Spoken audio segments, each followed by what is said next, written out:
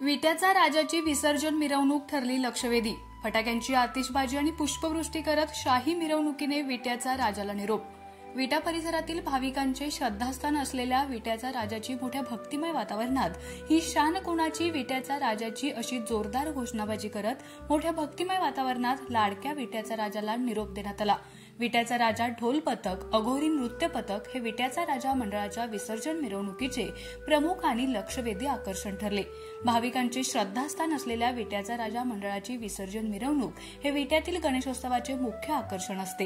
विट्याचा राजाची शाही विसर्जन मिरवणूक शहरातील प्रमुख मार्गावरून काढण्यात आली। या मिरवणुकीत विट्याचा राजा ढोल पथक, अघोरी नृत्य पथक, मर्दानी पथक, हलगी पथक सहभागी झाले होते।